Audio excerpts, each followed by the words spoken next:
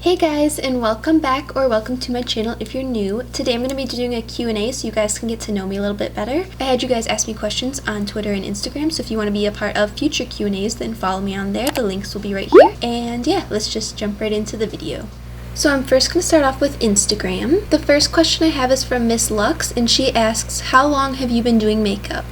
So I'd have to say I first started getting into makeup in my junior year of high school. That's when I kind of discovered YouTube and started watching tutorials. In senior year is when I actually started buying products and getting really into it, but junior year is when I started actually having an interest in makeup, because in middle school I only wore mascara and concealer when I needed to.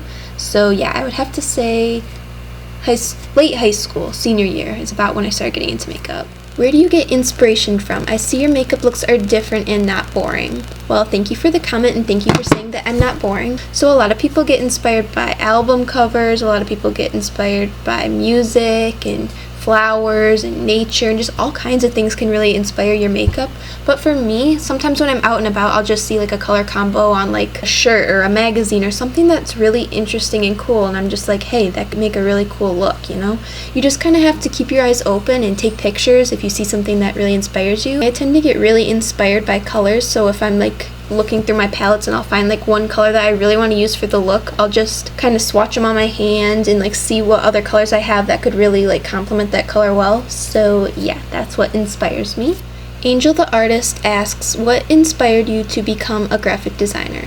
Thanks for the question. Those of you who don't know, makeup isn't my job. I'm not a makeup artist or anything. I just do it as a hobby. I think it's really fun and it allows me to be creative. Graphic design is what I'm going for in college right now. I'm in my third year. I was inspired to become a graphic designer because I really love playing on computers and editing, and I don't know, just something about being on the computer is really fascinating to me, and I really love art, so the fact that I just got to kind of merge those two worlds together and make it a job is really fun for me. So I really love it, and yeah, I would have to say that art really inspired me, and my love for being a little tech nerd has inspired me to become a graphic designer. Lydia Luz asks, what is your favorite brand of lash glue?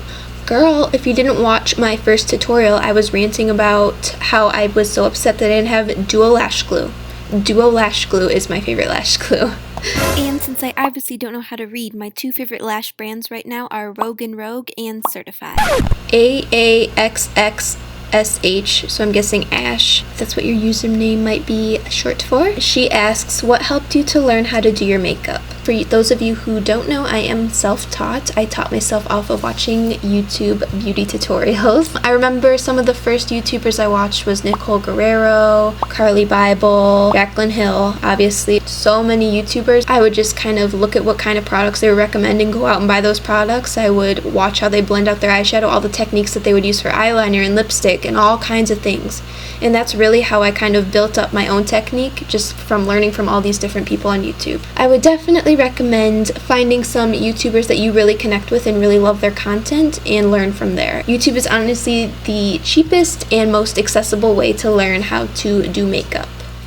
Katie Stumkey, sorry if I mispronounced it. What do you use to make your highlight pop so much? I never just go straight in with a powder highlighter. I always like to have a base, so I use liquid highlighters. The Cover FX Custom Enhancer Drops are some of the best. They kind of make you look like the Tin Man, but I am so down for that look. I always dab on a little bit of liquid highlighter, and then I always put whatever powder highlighter I'm using for the day on top, and it pops so much more than just using just a powder. But if you're into just the subtle highlighter look, then go for it. But I just really love the excessive Tin Man look when I'm wearing highlighter. Hannah Rajan, I'm sorry if I'm mispronouncing it. How did you build your following base? Honestly, I just started posting a lot. For those of you who follow me on Instagram, you know that I tend to post at least one picture a day. I don't know, I feel like the interaction has to be there in order for your followers to know that you're dedicated and working really hard to consistently put out content. I feel like that's really important, and I plan to do a Instagram series to kind of give you guys some tips and tricks on what helped me to grow so that you guys can grow too. Connell Catherine asked, what skin type do you have? I have dry skin, unfortunately. How long did it take for you to have the confidence to wear makeup outside? Honestly, it kind of took me a while. For a while, I wouldn't even wear it out of my bedroom. Eventually, I just kind of started being why do I care? Like, this is fun, this is something that I love to do, and I just started wearing it out. Like, I didn't really care what people thought, and once I kind of started getting the confidence to wear it out, which was probably like maybe 1 or 2 years ago, honestly. So very recently, but I wish I would have done it sooner because people are actually really nice about it. So Bree Patterson, hey girl, asked, I've always wondered, what do you do after you do a makeup look like the mermaid one? Like, do you wear it around or immediately take it off after pictures? That's a good question. It really depends. Like, after I'm done taking all my pictures for my makeup, I really don't want to like sit there and scrub it off. I want to get to editing the pictures, so usually I'll just wear it around my house, honestly. Like, my family is so used to it by now that it doesn't even like faze them. So yeah, I usually just wear it around a little bit while I'm editing the photos and eating dinner or whatever, and then I'll just take it off when it starts to really bother me. Rachel Gonzalez asks, what advice would you give someone who is just starting out with makeup? I would have to say be sure it's something you really love because it's expensive. Honestly, make sure it's something that you really love to do and you're really passionate about, or else you will be dropping so much money for nothing.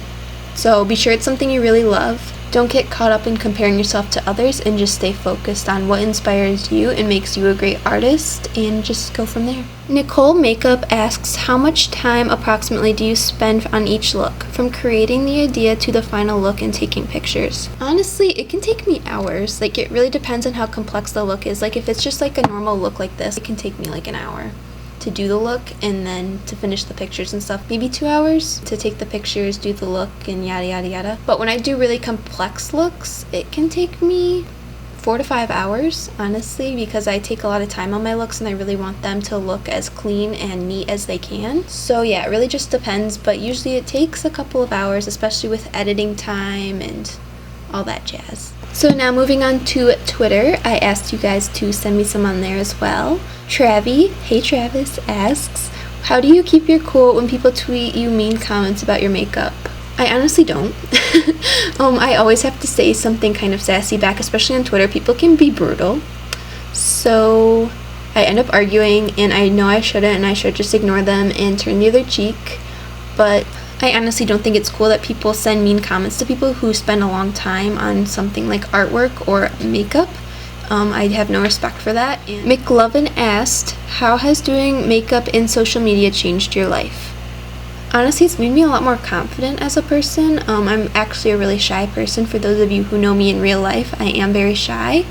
But when I post my makeup looks, I feel like I get to interact with so many people, and when I go out and I wear my makeup, people are so nice to me, and it's really opened me up more as a person and made me so much more confident. Viva La Pluto asks, how did you overcome society's norms, stigma, and the people who don't support wearing makeup? I honestly don't know. Like, when people tell me that they don't support people wearing makeup, or, oh, why are you wearing so much makeup? I'm just like, it's my face. Why does it matter? So I just kind of like brush it off and just kind of continue on beating my face happily. And that's all the questions I have for today. Thank you everyone who asked me questions. I really appreciate it. And of course, if you want to be a part of future Q&As, you know what to do. Follow me here. Thank you guys so much for watching, and if you did enjoy, please like and subscribe, and I will see you guys in the next video. Bye!